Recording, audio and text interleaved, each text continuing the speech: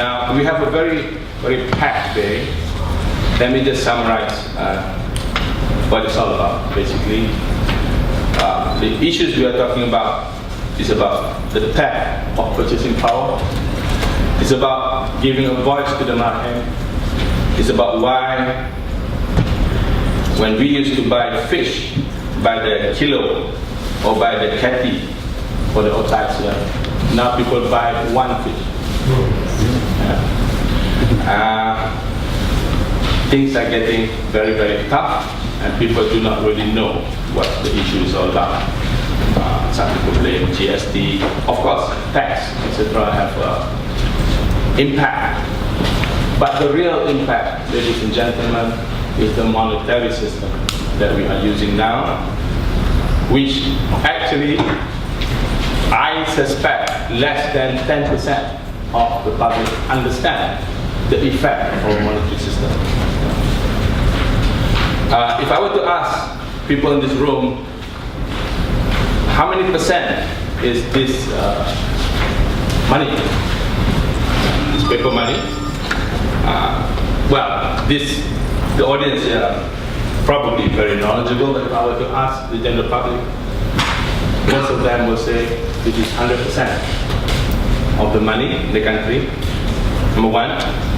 Number two, they will say that this money is backed by gold. Now, what we are telling you, you probably know, and we hope that you spread this knowledge to the public. This is just 3% of total money supply in the country. 97% of the money supply we have subcontracted, outsourced to the bank to create.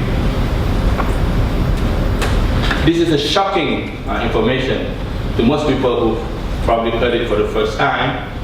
Let me say it again.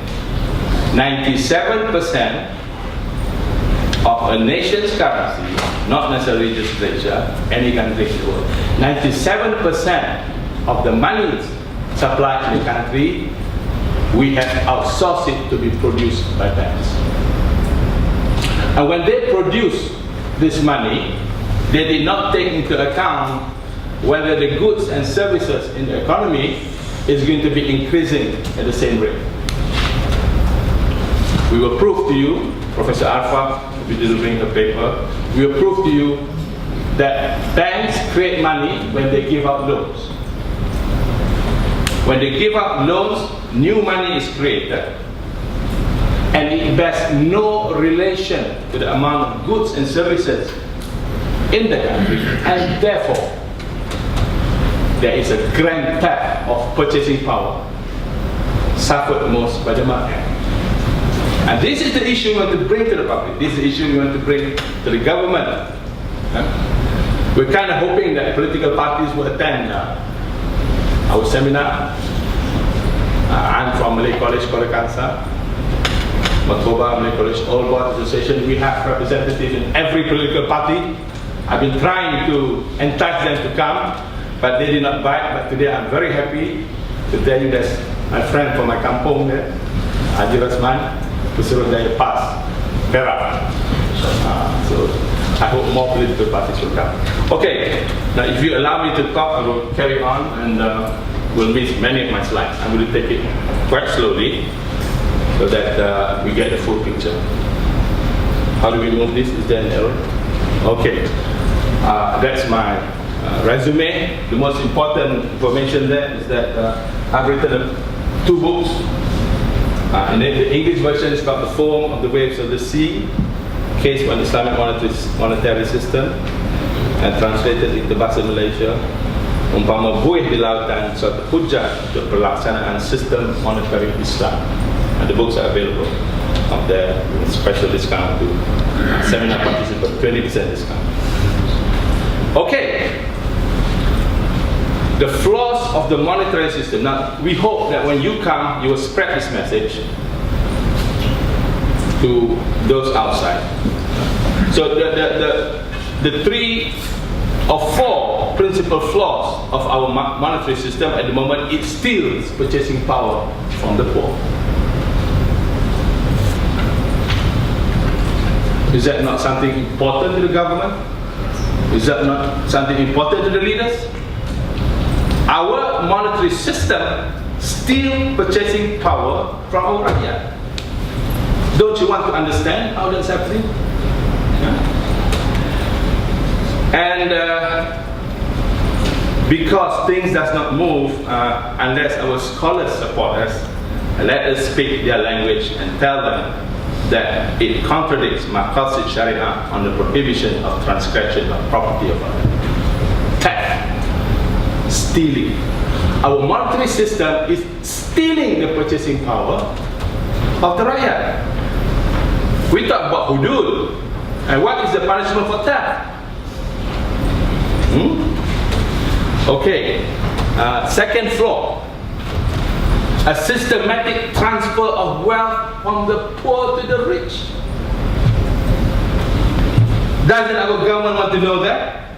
The monetary system they endorse, the monetary system that they put us under, there is a systematic transfer of wealth from the poor to the rich. We prove it to you. Yeah. And to the scholars, we have a lot of friendly scholars with us. We hope the number will grow. To the scholars, we tell you that contradicts Maqasid Sharia on the good circulation of wealth in society, as mentioned in Surah Al-Hajj, ayat 7. So that, where the translation states that, let the wealth not circulate only amongst the rich, amongst you. The monetary system we practice today ensures that the wealth circulate only among the wealthy. Is this not something of concern to the leadership? Is it not something you want to learn from us? And the most important flaw of the current monetary system. Every single day, we support this monetary system. We endanger Al-Aqsa and Palestine. In ayat 279, Surah Al-Baqarah, when Allah subhanahu wa ta'ala says, فَأْزَانُوا بِحَرْبٍ مِنَ اللَّهِ وَرَسُولِهِ. We declare war. Allah and His Rasul declare war on the practitioners of riba. It is not about interest on the loan. It is not about interest on your overdraft. The effect is we are giving up Palestine and Al-Aqsa by supporting this monetary system. We'll prove that to you also. Yeah.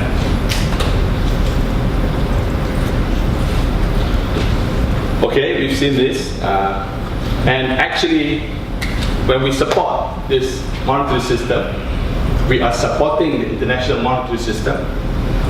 We are supporting Zionism. Let me say it directly.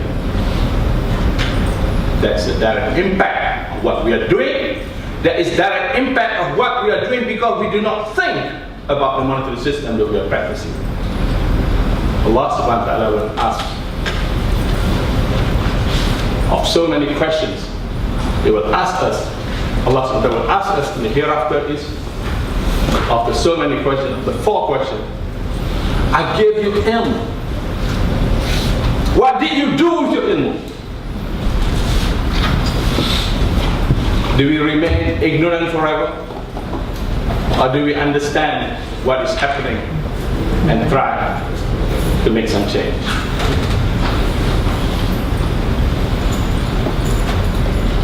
Now, why do we just accept the Muslim Ummah as it is?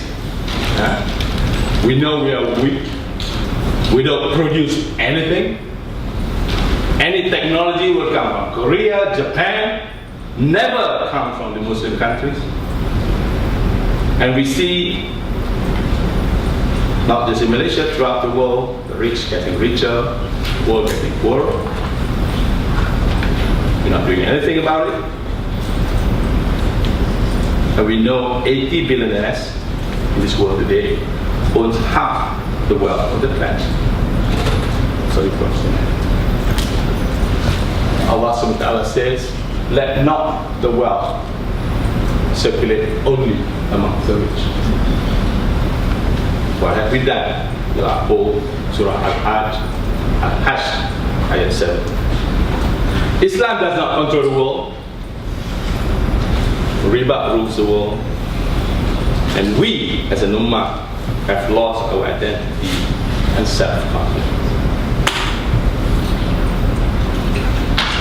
We fight with each other, but we do not fight with the real enemy. أعوذ بالله من الشيطان الرجيم. بسم الله الرحمن الرحيم. يا أيها الذين آمنوا اتقوا الله وذروا ما بقي من الربا إن كنتم مؤمنين فإن لم تفعلوا فأذنوا بحرب من الله ورسوله وإن تبتم فلكم رؤوس أموالكم لا تظلمون ولا تظلمون. O you who believe, fear Allah and give up what remains due to you of riba if you are believers. And if you do not, then be informed of a war against you from Allah and His Messenger.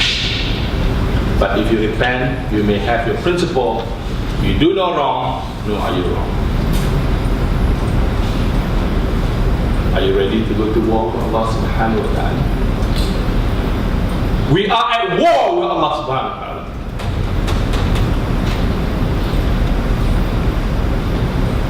Let's look at Quranic ruling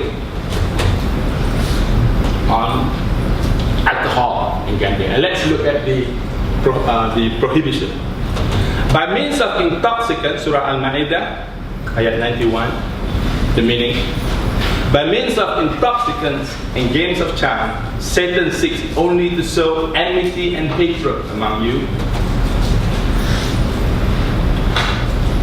and to turn you away from the remembrance of Allah and from prayer. And you look at the prohibition. Will you not then be seized? And look at the prohibition when it comes to riba. فَإِنْ لَمْ تَفْعَلُوا فَأَذَنُوا بِحَرْبٍ مِنَ اللَّهِ وَرَسُولِهِ. When it comes to riba, Allah and His Rasul declare war to practicing riba. Can you see the difference? What's happening in our country today? You can walk into 7-Eleven, but you cannot buy alcohol. You are a Muslim. You are prohibited from buying alcohol in 7-Eleven. But there is no prohibition from you walking into a conventional bank. Is that not something wrong that we're doing here? Can't we think? Can't our leaders think? Okay, inshallah, we will discuss why 1,400 years ago Allah subhanahu wa ta'ala declared war on the practitioners of riba. But before that, a very important point we need to realize,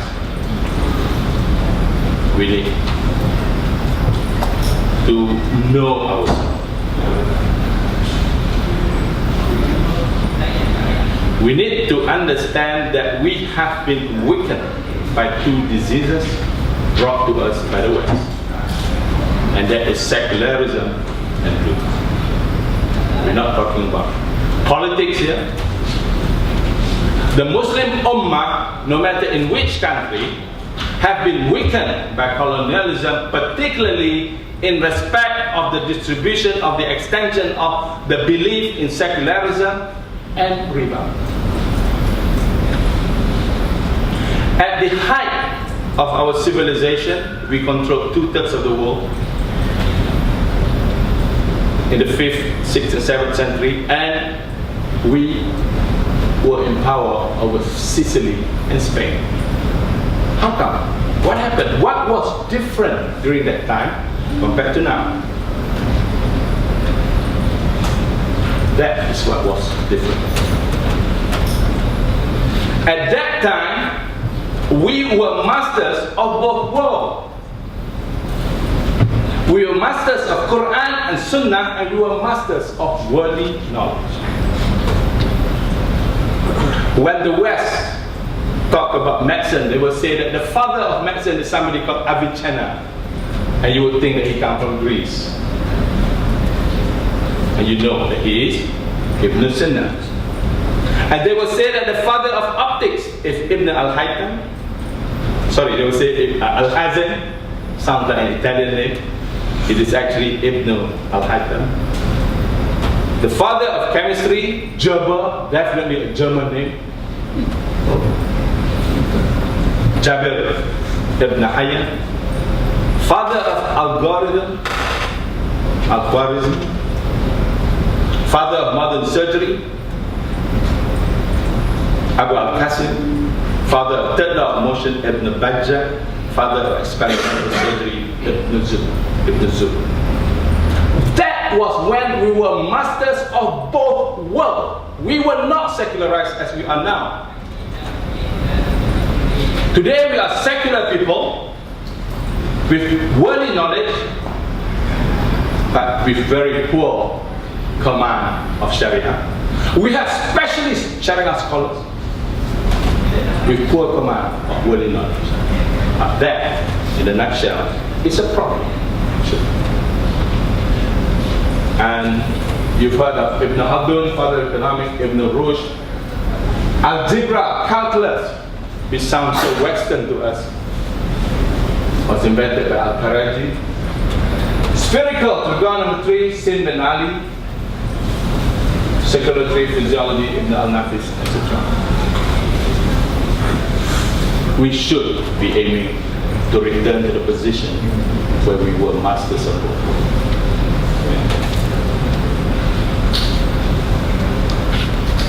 Now, before we understand, we wish to understand our position, we need to understand how secularism started in the West. In the West, the government was the church. The church actually were not too good, the government. They were not liked by the Europeans. And there arose a revolution led by many people from many countries. Robespierre from France, Martin Luther from Germany, and from England. What's the name, Prof? Anyone? Skips my mind. From England, from everywhere. They rose to topple the church. And they created, because the church was governing in excess, a lot of excesses that were committed by the church against their own people, and they were not very popular, and secularism rose and toppled them, and they formed a new government called secular government. And what does this mean? This means that they are saying that, look, we are not abandoning Christianity, we are still Christians, but we don't want any religion in our life. Christianity only on Sunday morning. Monday to Saturday, absolutely no religion whatsoever in our lives. And these were the people who came to colonize us. And these were the people who brought the belief in secularism to us. And we have not yet realized the real impact of what they did to us.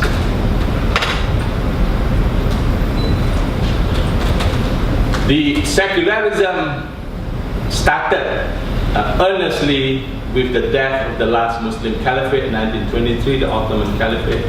And this, I like this picture. This is Indonesia. This is a perfect definition of secularism. You see this man in his jacket and necktie and wearing the traditional Javanese batik. If it's just clothing, there's nothing wrong with that, but it's the mental devastation they did to us, which divorced us from what was expected by our religion.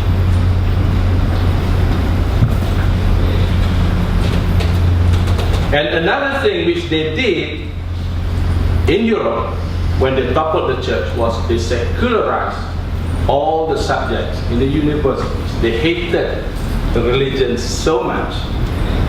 They removed every aspect of God or creation in the subject they are teaching at the university. So we have man descending from apes, for example. And we have scientists like Galileo, Descartes, and Newton who argue that there is no God. The world is governed by mechanical laws. Which is fine if that is what they believe. But the problem is they brought that knowledge here. First University in Malaya, forgive me, Dr. Aziz. They set up so many universities in Malaya, and this is the subject they taught. They taught the Malay Muslim young that there is no God in the university subject. There are no creators. There's no God. Okay? And this is obviously a contradiction with the views of Islam, where Islam is shumul, it covers every aspect in our life. But these people came to our country and tell us that is wrong. You have to separate religion from life. And we're going to teach you subjects which basically tells you there is no God. Okay? We make you secular people.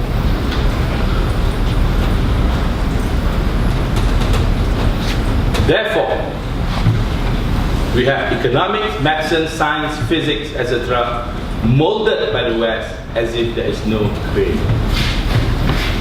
Now, I just quoted to you Ayat 279 Surah Al-Baqarah, where Allah and His Rasul declared war on the practitioners of riba. I'm a student of economics. I study economics. Those of you who study economics, can you tell me, if we are to take out the element of interest from the subject of economics, what happens to the subject? It will collapse. The economics that we learn, the economics that we are still teaching young Muslims today, are premised on riba. Isn't it time we challenge this? Are we so scared?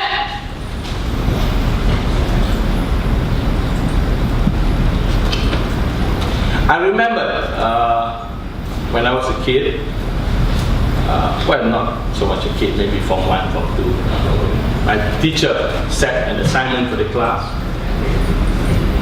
Name the most influential man in the history of the world. Yeah. So he collected all the answers. 17, Abraham Lincoln. 15, Mahatma Gandhi. 5, Confucius. Not even one. Muhammad Rasulullah. Not even one from a class of young Muslims who dare to say that Muhammad Rasulullah is the most influential man in the whole world. Why? Do you not see the brainwashing that has been done to our minds? We are adults. We have realized this. But what about our children today? We are still teaching them the same topic that we learned.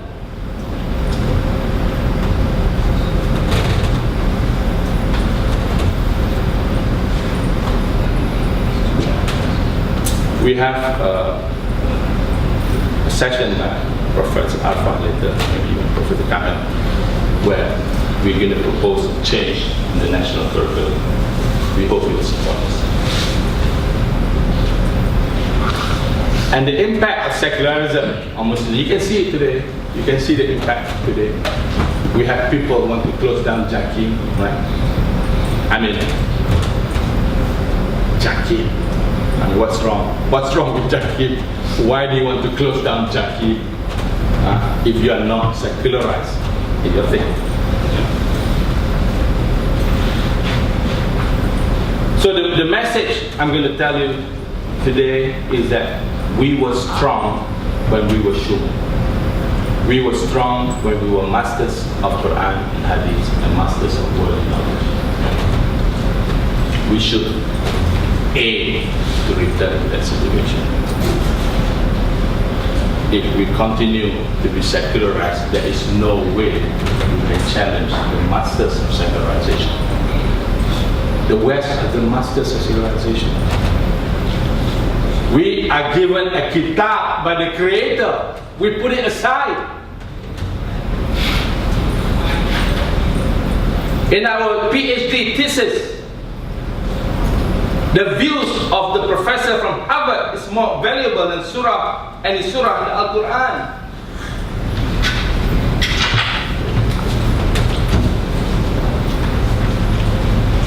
Alhamdulillah, we owe an immense debt of gratitude to certain scholars who introduced the subject of Islamization of knowledge, and that would include Allah Yarham, Dr. Ismail Faruqi, and of course our own homebred, world-class intellectual, Professor Zahid Najib.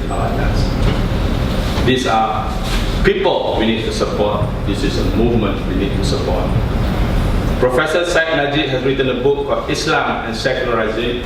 Sorry, that shouldn't be secularization. Islam and Secularism. I believe it is a book which is compulsory to be read by every young or old Muslim. He is still around. He's at Youth ITM in Jalan Semarang, an organization called CASIS. He teaches there. He gives public lectures every week. I think we should support. And we still have a long way to go. And let us recognize that it is the phenomenon of still teaching this godless subject that continually extend the mental colonization of our new young generations to the belief in all things secular. We can't expect them to change if we keep teaching them in a manner of secularity. Okay, very quickly, let's not talk about riba. Okay. When the church was in government, usury was forbidden. The merchants dared not practice any usurious lending because the church was watching them. But this secular movement also brought a movement to legitimize usury. In Venice, the Christian merchants saw that business of lending interest is a very profitable business, but they dared not engage themselves in it because the church was watching them. So what they did was they brought in the Jews from somewhere, and they brought the Jews to Venice, and they gave the Jews the capital to do interest-based lending. It was a very profitable business. Now the Jews, they will sit on the carpet or the floor. They will have a very low bench where they conduct their usurious lending. In Italian, the bank and the word for that very low bench is called banco. That, ladies and gentlemen, is the origin of the word bank. And today we have Islamic bank. Do we know where the bank came from?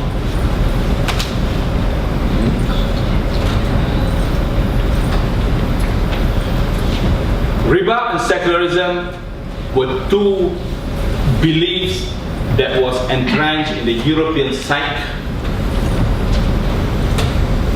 If they had confined it to Europe, that's fine, but they brought it to us. And they planted these two diseases into our heart. And we became champions of secularism and freedom.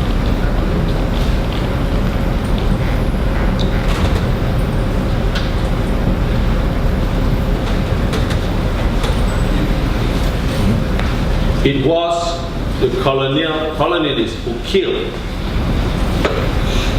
the shumulness of the Muslims. Today we have experts in Sharia with not too much command of worldly knowledge, and there is us, experts in worldly knowledge, with very poor command of Sharia. And I say to you that this is the specialization which delivered a fatal blow to the excellence of Muslims. Why did the early scholars manage to make such brilliant discoveries that I showed in the previous slide? Because they mastered Quran and Sunnah, and they referred to the manual given by the Creator. Which other manual will teach you about the world? And compare that to universities today. You ask your student to write a thesis, and where is the first point of reference? Articles from the West. Quran and Sunnah will be the last on their mind, except perhaps UIA problem. I'm sorry, I'm a bit biased, I came from UIA. In my book, I highlighted some of the discoveries in the Quran which amazed people. I don't need to mention to you, but the one that amazed me more is the one regarding the female bees. Do you know that honey is created only by female bees, not the male bees? And do you know that in the Arabic language there is the male gender, there is the female gender. In the Quran, when Allah subhanahu wa ta'ala referred to the bees that created honey, they referred to the bees in the female gender. Where else can you get that sort of information? That's just one, and there's plenty more. I'm sure you yourself are aware.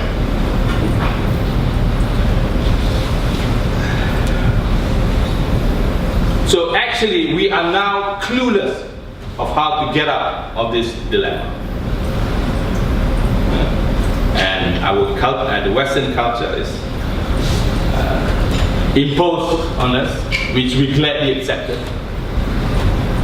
And then we are taught subjects by the West, premised on a world with no creator. Inilah proses kenal diri. We need to recognize ourselves. We will not change until we know what our fault is. We will not cure our disease until we know what is our illness. But if we refuse to know, we close our mind, we'll continue as we are today, totally lost. Being failure of the Ummah expected by Prophet Muhammad sallallahu alaihi wasallam.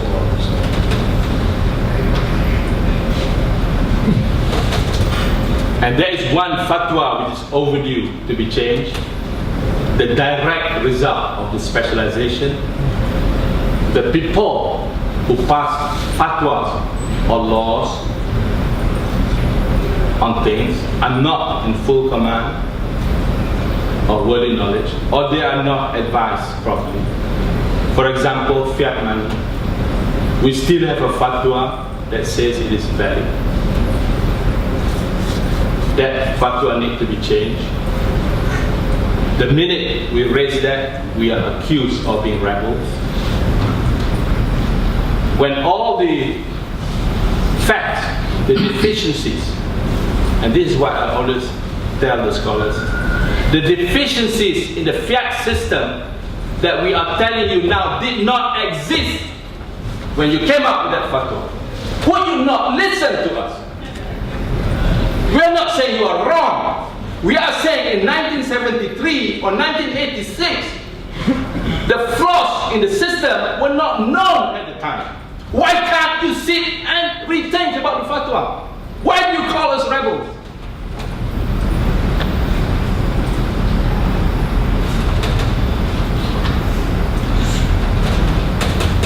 Another, I'm not sure I can finish the, maybe if I take the final sessions, okay. Another result of the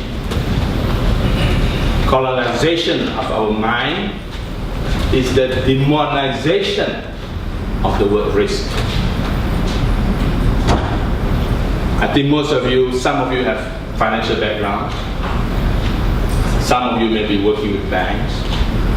What do people say about risk? You go to Bank Negara and talk to them about risk. What would they say?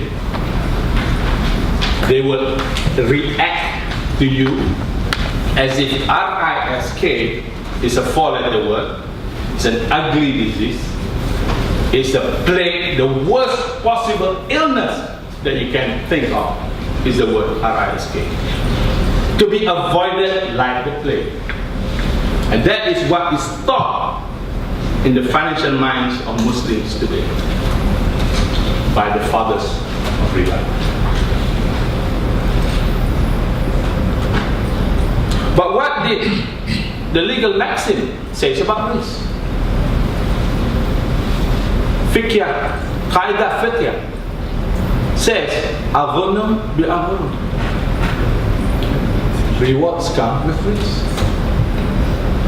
Our legal maxim says, you are not entitled to a reward unless you are willing to accept the risk.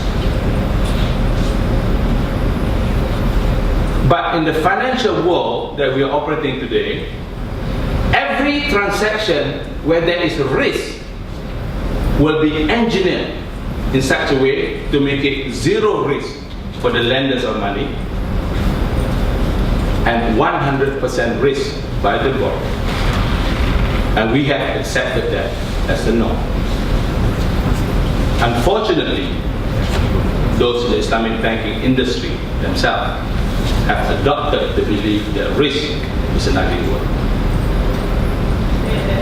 So am I saying that we don't manage risk? I'm not saying that we don't manage risk. Rasulullah ﷺ said, tie the camel. Tie the camel before you leave it. Allah subhanahu wa ta'ala, that is risk management. I'm not saying you abandon risk management. I'm saying you identify the risk. If it's a business risk, you accept it and you mitigate it. But what the riba bankers are doing, if it's a business risk, they will engineer it in such a way that the risk is totally absorbed from them and put on the head of the borrower. You as Islamic bankers should not be doing the same.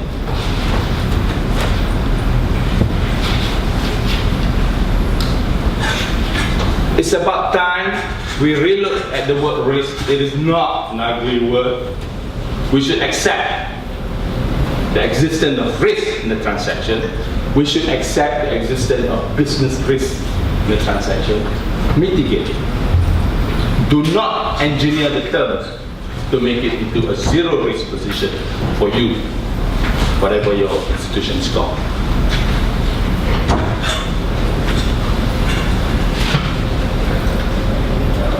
And you know what? Surah Al-Baqarah, ayat 279, Allah subhanahu wa ta'ala and His Rasul declare war on the practitioners of riba. What does the law of the country say?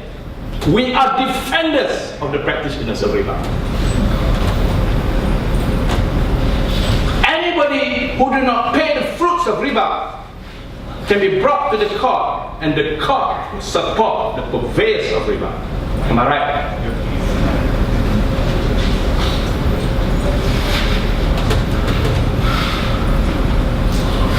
And that is the biggest coup to whom I call these perverts of justice have achieved to be practiced throughout the world. And we are now numb and love, and no longer question its gross justice. And what that means is that a group of evil people who understand the system can actually manipulate it to pile a mountain of wealth for them. Based on that platform of wealth, they control and manipulate the world, and they demand the ownership of Al-Aqsa and Palestine. So ladies and gentlemen, this is not an academic exercise. This is a fight to retain Al-Aqsa and Palestine. Now if you look at this slide, it starts here. The business of usurious lending prohibited by Allah subhanahu wa ta'ala, not only for the ummah of Muhammad, but even for the ummah of Nabi Isa. And you remember how Nabi Isa went to the mosque and threw away all the tools of riba away from the mosque. These people say it's our right to conduct usurious lending based on the business prohibited by Allah subhanahu wa ta'ala. They piled themselves a mountain of wealth.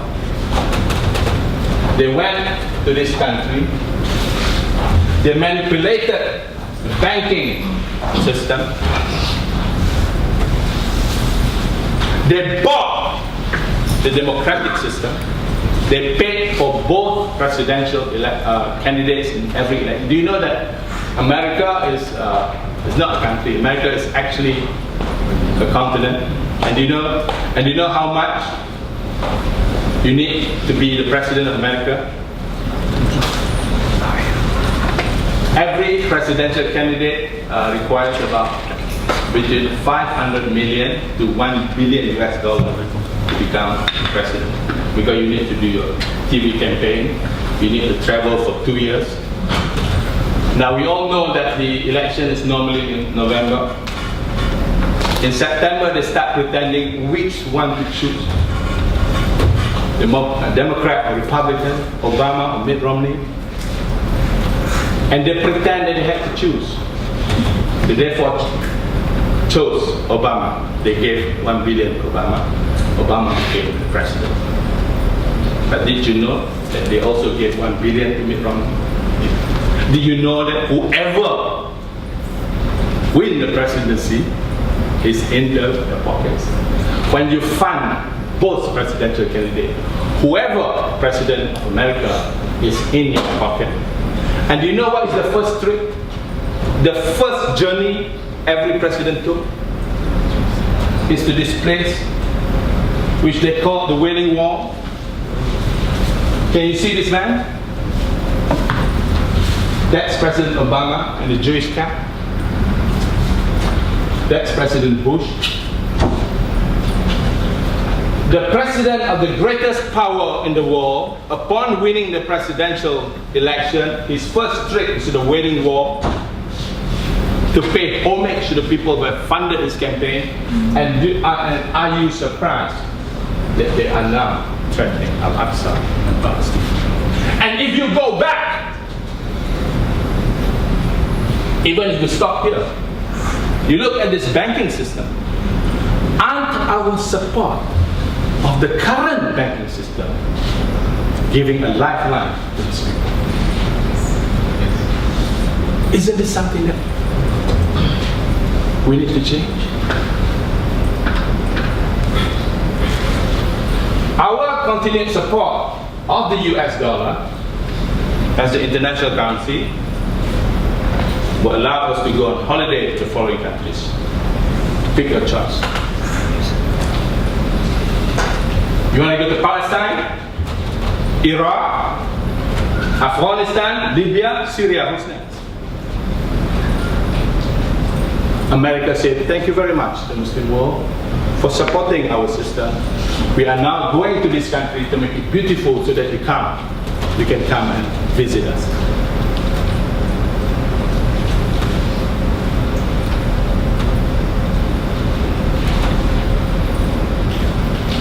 US dollar collapse? Will America go bankrupt? And if that is so, what do you think is your responsibility as a Muslim? What do you think will be asked of you in the hereafter regarding the knowledge that is given to you, regarding the wealth that is given to you, regarding the age that is given to you, regarding the strength that has been given to you? Dear God, Al-Aqsa and Palestine is not my concern. Is that our answer?